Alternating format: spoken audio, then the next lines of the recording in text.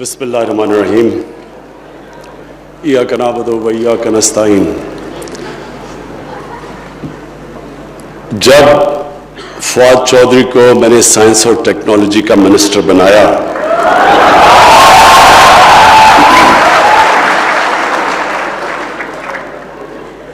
تو بڑی لوگوں نے جو فواد چودھری کی ٹی وی پہ پرفارمنس دیکھی ہوئی ہے بڑی اسکیپٹسزم تھی.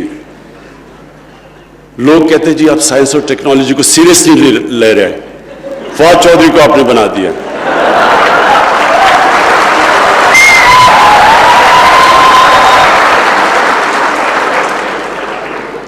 لیکن ایک اچھا کیپٹن ہمیشہ اس کو پتا ہوتا ہے کس پلیئر کو کس نمبر پہ کھلانا ہے.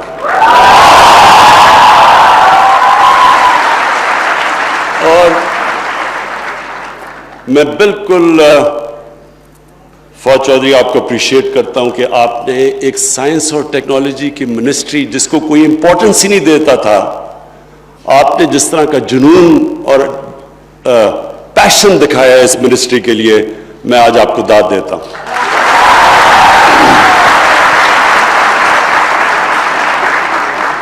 اس کے بعد میں جو آج میں پہلی دفعہ نسٹ آیا ہوں اور مجھے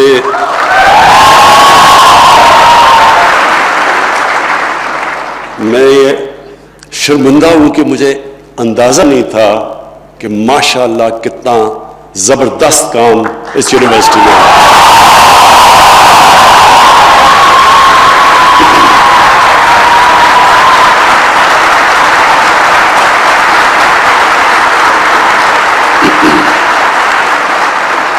جنرل نوید آپ کو میں خاص طور پہ خراج تحسین پیش کرتا ہوں, لیکن مجھے جنرل باجوہ نے بتایا کہ آرکیٹیکٹ اس کے جنرل پاشا سامنے بیٹھے ہوئے ہیں.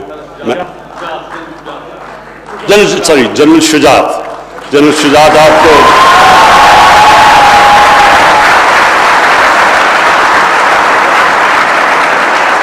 جنرل شجاعت نے آپ کو آپ کی ویژن کو, اور ہر چیز دنیا میں ایک ویژن سے شروع ہوتی ہے.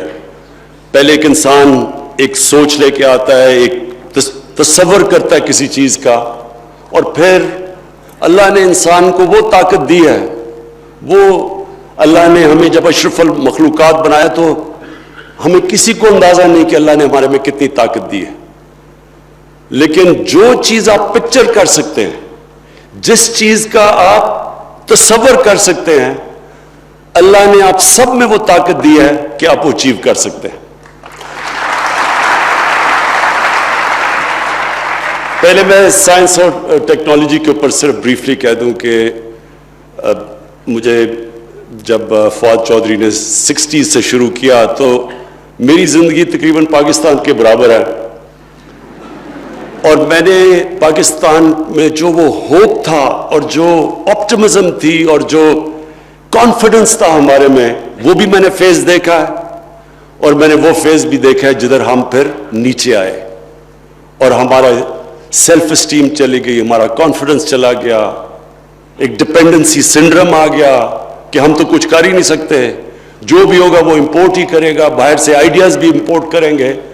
وہ جب قوم اپنا سیلف کانفیڈنس اور سیلف بلیف کھو بیٹھتی ہے, پھر وہ محتاج ہو جاتی ہے دوسرے آئیڈیاز اور دوسری قوموں کے. تو جو 60s کے اندر یہ بات جو فواد چودھری نے کی, ہمیں وہ یاد ہے اسکول کے دنوں میں جو کانفیڈنس تھا پاکستانیوں میں.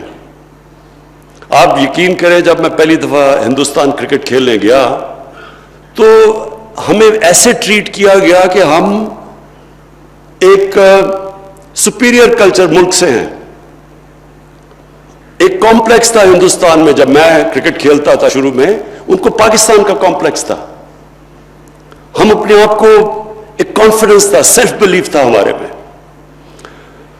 اور اس کی بہت بڑی وجہ ایک میریٹوکریسی کا کلچر تھا پاکستان میں. جو ہماری بیوروکریسی تھی وہ سارے ایشیا میں سب سے بہترین مانی جاتی تھی. جو ہمارا سول سروس کا امتحان تھا ایسٹ اور ویسٹ پاکستان کے بیچ میں, وہ سب سے مشکل امتحان تھا اور میرٹ پہ تھا. اور جو 60s میں ڈیولپمنٹ ہوئی وہ کسی نے باہر سے آ کے نہیں کی، وہ ہمارے اپنے سسٹمز تھے، ہمارے ادارے تھے، مضبوط تھے، اور پاکستان کے اندر یہ جو کانفیڈنس تھا وہ اس ڈیولپمنٹ میں سے آیا. بڑے بڑے پروجیکٹس ہوئے پاکستان میں. اور انفارچونیٹلی یہ جو میرٹ کا سسٹم جیسے جیسے نیچے گیا، اور اس کے بعد آہستہ آہستہ ہم نے دیکھا کہ پاکستان جو پوٹینشل تھا اس سے بہت نیچے چلا گیا. تو میں آج آپ کے سامنے 3-4 چیزیں رکھنا چاہتا ہوں، کیونکہ آپ یہاں فیکلٹی بھی ہے، اور فیکلٹی کے اوپر ڈپینڈ کرتا ہے کہ کوالٹی کس طرح کی ایجوکیشن دیا جاتا ہے. اور اس کے بعد جو اسٹوڈنٹس نسٹ کے ہیں، آپ پریولیج اسٹوڈنٹس ہیں. پاکستان کی یونیورسٹیز میں سے جو ٹاپ یونیورسٹی آج نسٹ ہے اس کے آپ اسٹوڈنٹس ہیں. تو آپ کے اوپر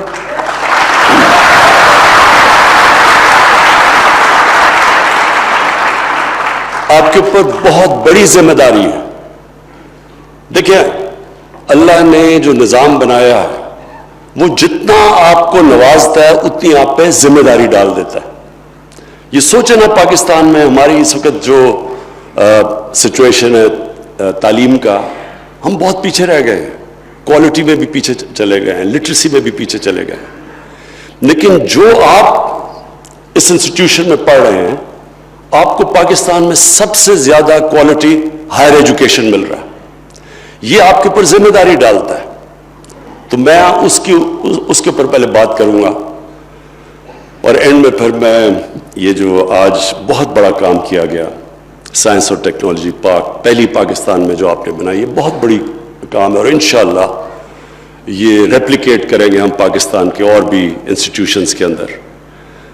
دیکھیں، سب سے پہلے جو ہیومن پوٹینشل ہے، ایک انسان کا پوٹینشل ہے، وہ کس چیز پہ ڈیپینڈ کرتا ہے؟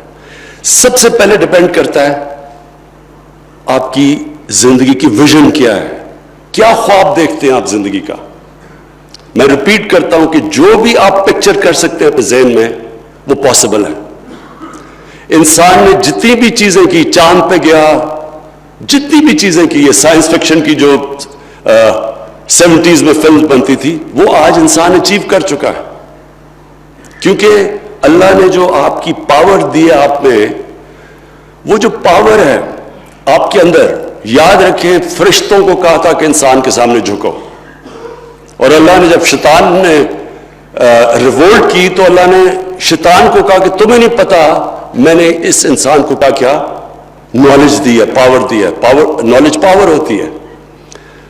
تو ہم دنیا میں سے گزر جاتے ہیں، ہمیں پتہ ہی نہیں ہوتا کہ ہم کیا بن سکتے تھے اور ہم کیا رہ جاتے ہیں. وہ مولانا رومی کی ایک بڑی زبردست سینگ ہے کہ جب اللہ نے تمہیں پر دیے تو کیوں چونٹیوں کی طرح رینگ رہے ہو زمین پہ. انسان میں بڑا پوٹینشل دیا اللہ نے. تو سب سے پہلی چیز، آپ کا پوٹینشل اچیو کرنے کے لیے آپ کو ایک بڑی خواب چاہیے، ویژن چاہیے. جتنی بڑی آپ کی ویژن ہوگی وہ ڈیسائیڈ کرے گی کہ آپ کدھر تک پہنچیں گے. جو ویژن ہوتی ہے، بڑی ویژن، یہ یاد رکھنا، وہ اپنی ذات سے بڑھ کے ہوتی ہے. جو بھی آج تک دنیا کی تاریخ میں بڑا انسان بنا ہے وہ ہمیشہ اپنی ذات سے نکل کے بنا ہے. کوئی دنیا کی تاریخ کسی امیر آدمی کو نہیں جانتی. بڑے بڑے امیر آدمی آئے، اربوں پتی آئے، کھربوں پتی آئے، دنیا کی تاریخ اس کو جانتی ہے جس نے اس پیسے سے انسانوں کے لیے کچھ کیا.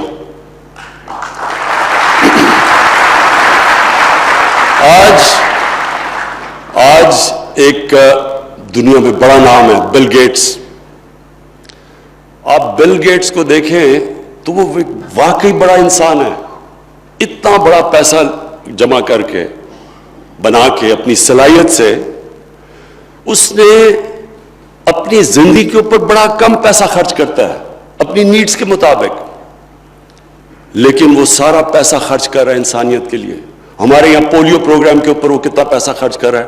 اس کو امریکہ میں بیٹھ کے کیا فکر ہے کہ پاکستان میں پولیو ہے. یہ ہوتے ہیں بڑے انسان.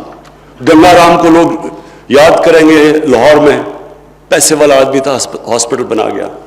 سو سب سے پہلے یہ یاد رکھنا کہ بڑا انسان کی بڑی ویژن, اور بڑی ویژن ہمیشہ اپنے سے نکل کے ہوتی ہے, انسانوں کے لیے ہوتی ہے.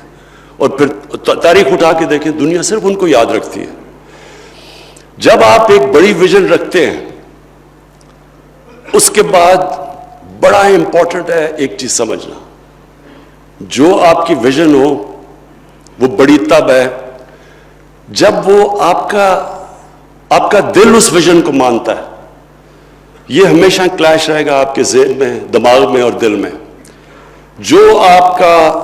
جو معاشرہ ہے وہ آپ کے مائنڈ کو ڈکٹیٹ کرے گا, کہ معاشرہ کہے گا جی یہ ایک دور ہوتا تھا سول سرونٹ بنو, پھر ہوتا ڈاکٹر, پھر انجینئر. آپ کو معاشرہ ڈکٹیٹ کرتا ہے ایک ٹرم. اور دوسری آپ کا دل کرتا ہے. ہمیشہ اپنے دل کو فالو کرو.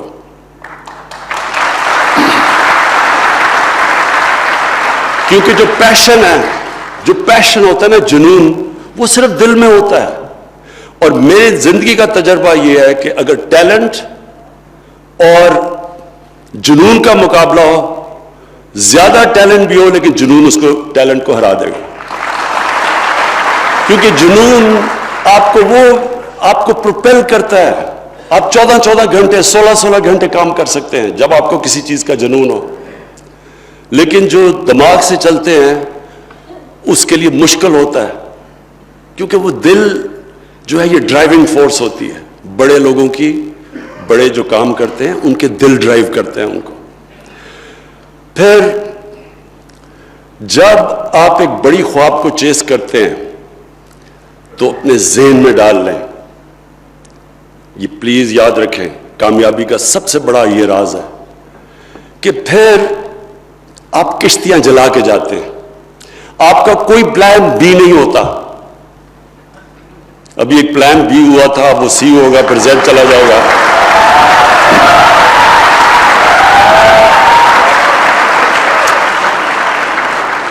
دیکھیں, جو ہیومن پوٹینشل ہے آپ کا, جب آپ کشتیاں جلا دیتے ہیں, جب آپ فیصلہ کرتے ہیں کہ اب کوئی واپس نہیں جانا, تب آپ کے اندر سے وہ پوٹینشل نکلتا ہے. جو ہیومن پوٹینشل ہے وہ نکلتا تب ہے جب آپ اپنے آپ کو چیلنج کرتے ہیں. جتنا زیادہ چیلنج کریں گے اتنا آپ کے اندر سے طاقت نکلے گی.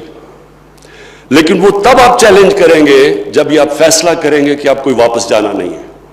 جب آپ, جو لوگ سنگل مائنڈڈلی اپنی ویژن اور اپنے ڈریم کے پیچھے نہیں جاتے, وہ کبھی کامیاب نہیں ہوتے. کیونکہ وہ جب وہ کمپرومائز کرتے ہیں اپنی ویژن پہ, پھر کمپرومائز کی کوئی اینڈ نہیں ہوتی.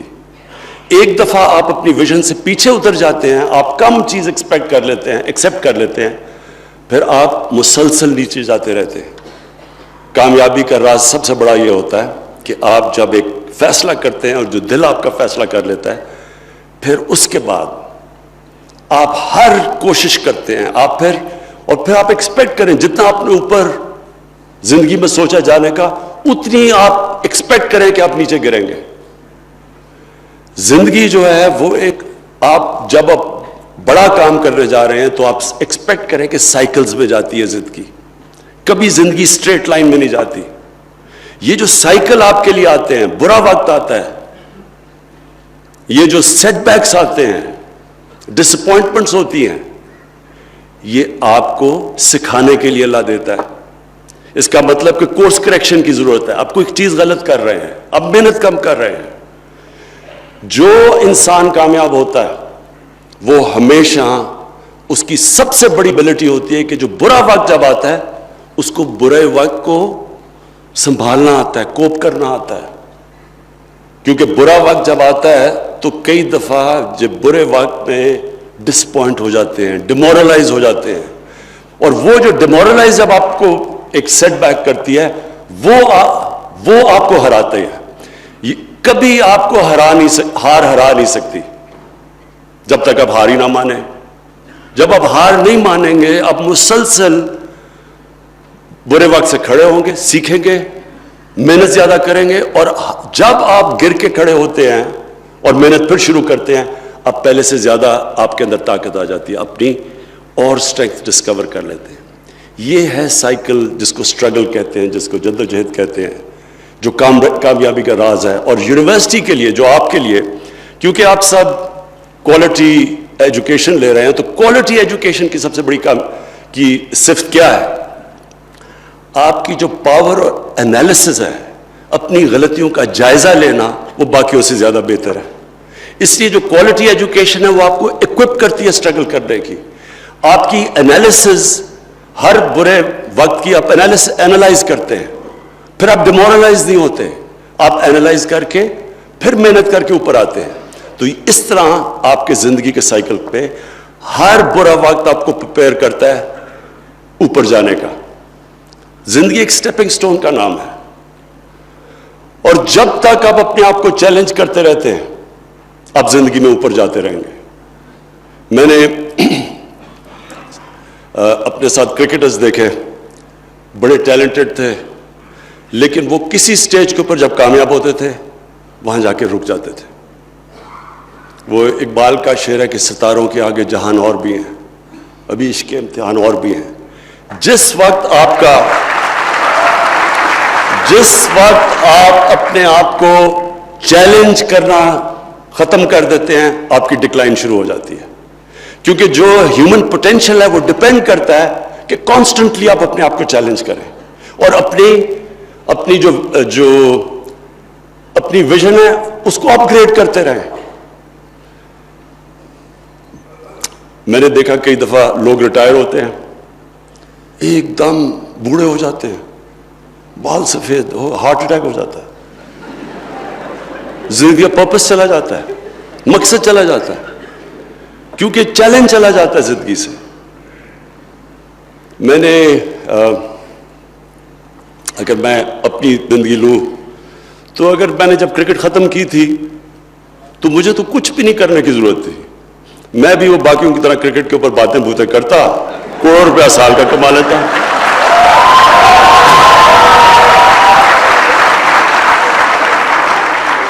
لیکن اس وقت میرا جو پوٹینشل, ایک ہیومن پوٹینشل تھا, وہ رک جانا تھا, اس کی کیپ ہو جانی تھی. جس وقت جو چیلنج جاتا ہے آپ کا پوٹینشل کیپ ہو جاتا ہے. اس لیے آپ کانسٹنٹلی اپنی, جب آپ ایک مائل سٹون اچیو کرتے ہیں, پھر اگلا مائل سٹون آ جاتا ہے, پھر اگلا آ جاتا ہے, اور یہ پھر آپ ریئلائز کریں گے کہ آپ ڈسکور کرتے رہیں گے. پھر آپ 2 سال کے بعد اپنے آپ کو جب اپنی زندگی کا جائزہ لیں گے تو آپ سوچیں گے کہ وہ جو 2 سال پہلے جس چیز کو میں مشکل سمجھتا تھا وہ تو مشکل ہی نہیں ہے, کیونکہ ہر وقت آپ اوپر جا رہے ہیں. میں نے جو فائنل جو آپ سے بات کرنی تھی, وہ پلیز اپنی زندگی میں ایک چیز ڈالیں. ہم سب کے لیے رول ماڈلز ہوتے ہیں.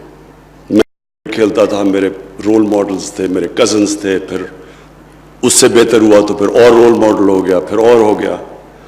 تو رول ماڈل ایک زندگی کا حصہ ہے ہمارا. جب کوئی بزنس میں جاتا ہے تو وہ کوئی بل گیٹس کو رول ماڈل رکھے گا, یا تو رول ماڈل ایک انسان ایمولیٹ کرتا ہے. بچپن سے آپ کے ماں باپ رول ماڈل ہوتے ہیں, بچے ہوتے ہیں, سو آن. اسکول کے اندر کوئی بڑا پڑھائی میں اچھا ہوگا, کوئی اسپورٹس میں, وہ رول ماڈل بن جاتا ہے بچوں کا. جو دنیا کی تاریخ کا وہ رول ماڈل جس کو اللہ کہتا ہے کہ ان کو فالو کرو, وہ ہمارے نبی صلی اللہ علیہ وسلم ہے.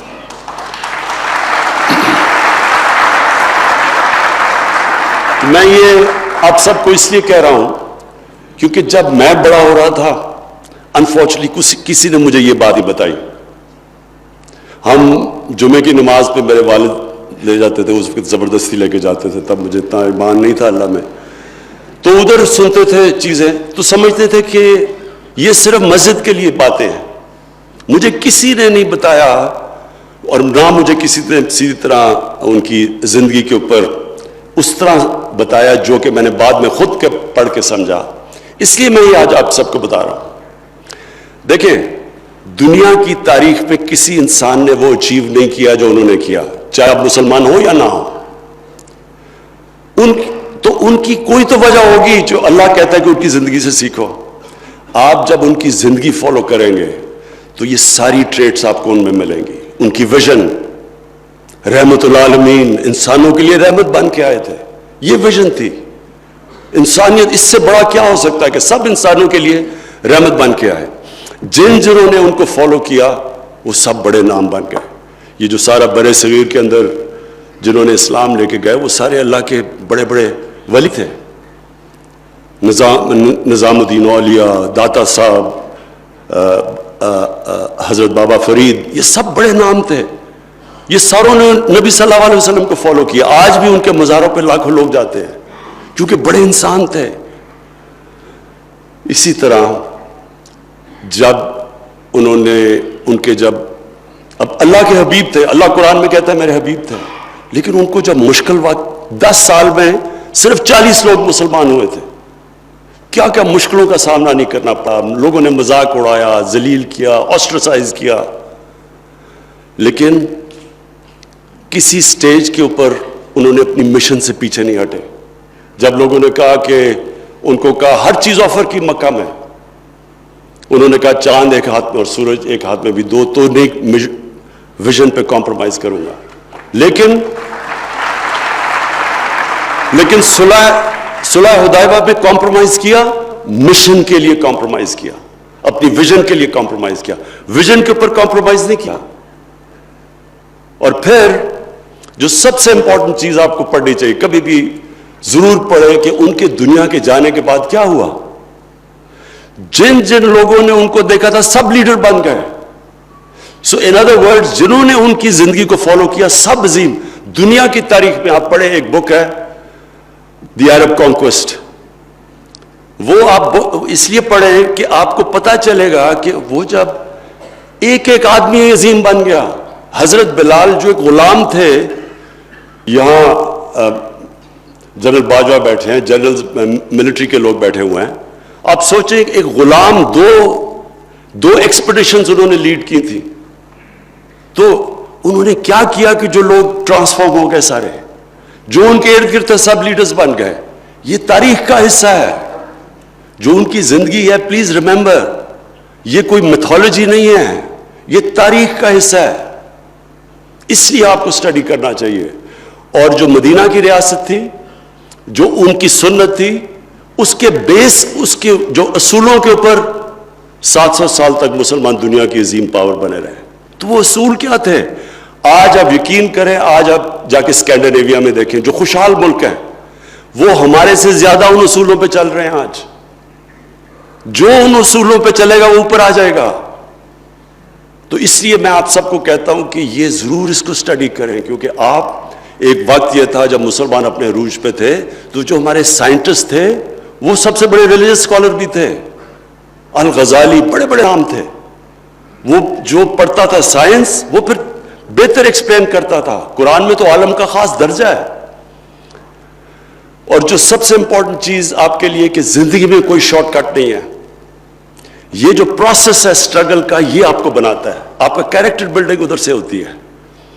کیوں ڈیموکریسی آگے نکل گئی اور ہمارے مسلمان پیچھے رہ گئے؟ کیونکہ ہمارے پہ بادشاہت تھی. علامہ اقبال کہتے ہیں کہ اور شاہ ولی اللہ کے بادشاہت کی وجہ سے مسلمان پیچھے رہ گئے اور وہاں ڈیموکریسی آ گئی اور مغرب آگے چلی گئی. کیوں ڈیموکریسی آگے چلی گئی؟ کیونکہ ڈیموکریسی میں دو چیزیں ہیں، میریٹوکریسی اور اکاؤنٹیبلٹی. لیڈرشپ کی ڈیموکریسی میں اکاؤنٹیبلٹی ہے، وہ جواب دہ ہے، اور میریٹوکریسی ہے. بادشاہت کے اندر میریٹوکریسی نہیں ہے، اور اس لیے وہ کبھی بھی مقابلہ نہیں کر سکتے جمہوریت کا. اور اچھی جمہوریت کا مطلب جمہوریت تو ہے ہی تب جس میں بہتر میریٹوکریسی، ان کے ادارے میرٹ کو اوپر لے کے آتے ہیں. اور جو معاشرے پیچھے رہ جاتے ہیں ان کے اندر سب سے پہلے میرٹ تباہ ہوتی ہے، اور پھر لیڈرشپ کی اکاؤنٹیبلٹی نہیں ہوتی. اور یہ جو شارٹ کٹ سے یہ جو بادشاہت کے اندر خون سے لیڈر بنتا ہے، یا جمہوریت کے اندر جو ہماری جمہوریت کی جو کیا فلو ہے، فیملی سسٹم، ساری فیملیز پولیٹکس میں آتی ہیں، یہ تو بالکل نفی کر دیتی ہے جمہوریت کی. اگر خون کے اوپر آپ نے آنا ہے، آپ کی صرف آپ کی میرٹ یہ ہے کہ آپ ایک فیملی میں پیدا ہوئے ہیں، تو یہ تو نفی ہوگی میریٹوکریسی کی. اور اسی وجہ سے 11 سال ایک پارٹی کا چیئرمین بنا رہے اور اس کے بعد وہ ایک تھیوری لے کے آئے کہ جب بارش ہوتی ہے تو پانی آتا ہے.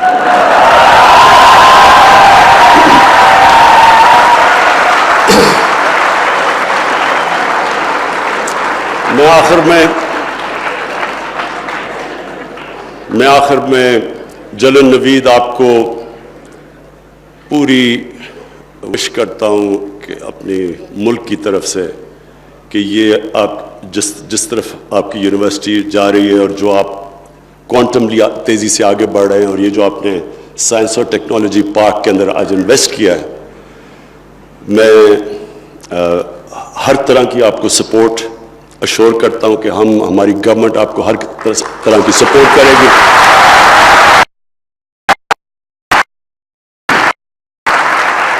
ہم نے ڈاکٹر عطاء الرحمان کو اپنی نالج اکانومی کی ٹاسک فورس کا ہیڈ بنایا ہوا ہے. ہماری پوری کوشش ہے کہ وہ ہمیں پورا ایڈوائز کر رہے ہیں کہ پاکستان کو اب ہم نے کنورٹ کرنا ٹورڈز اے نالج اکانومی. تو اس کے لیے کیا سٹیپس لینے ہیں، اس کے لیے ہم نے بجٹ بھی رکھا ہے. حالانکہ مشکل حالات ہیں، میں لوگوں کو یہ بتاتا رہتا ہوں. لوگ کہتے ہیں عمران صاحب یہ کیا آپ بار بار کہتے رہتے ہیں کہ جی خسارہ تھا اور مشکل حالات ہیں. میں سب کو کہتا ہوں کہ میں اگلے 4 سال تک آپ کو ریمائنڈ کرواؤں گا کہ کس طرح کا پاکستان ہمیں چھوڑ کے گئے تھے، تاکہ آپ کو یہ پتا چلے کہ ہم نے کیا امپروومنٹ کی ہے. کمپیریزن ہوگی نا، موازنہ ہوگا. جب تک آپ کو یہ نہیں پتا چلے گا کس بیس سے ہم نے شروع کیا تو آپ ایسے کہیں گے کہ ہم نے کتنی امپروومنٹ کی. تو ہم نے اسپیشل ایمفیسس دیا سائنس اور ٹیکنالوجی پہ. انشاءاللہ جیسے جیسے اب ہمارا ملک سٹیبلائز کر گیا، اب انشاءاللہ جیسے جیسے ہماری ویلتھ کریشن ہوتی ہے، ہماری اکانومی بڑھتی ہے، میں آپ کو یقین دلاتا ہوں کہ پورا ایمفیسس ہمارا تعلیم کے اوپر اور ہائر ایجوکیشن اور خاص طور پہ جو فیوچر ٹیکنالوجیز آ رہی ہیں، جس طرح آپ نے مینشن کیا آرٹیفیشل انٹیلیجنس، ڈرون ٹیکنالوجی، یہ جس طرف اب دنیا جا رہی ہے. ہمارے پاس ایک ینگ پاپولیشن ہے، دنیا کا 2nd ینگسٹ آبادی ہے پاکستان کے اندر. اس کو اب ہم پورا یوٹیلائز کریں گے. یہ بہت بڑی ہماری طاقت ہے. اس کو ہم پورا کنورٹ کریں گے. یہ جو نئی ٹیکنالوجیز ہیں اس کے اندر ہر قسم کے ان کے لیے اپرچونٹیز پیدا کریں گے کہ تاکہ ہماری جو ینگر جنریشن ہے ان ٹیکنالوجیز کا پوری طرح فائدہ اٹھائے اور انشاءاللہ پاکستان کو ایک نالج اکانومی بنائے، جو کہ انفارچونیٹلی ابھی تک ہم نے اس کے اوپر زور نہیں دیا. تو میں آپ سب کا پھر شکر گزار ہوں.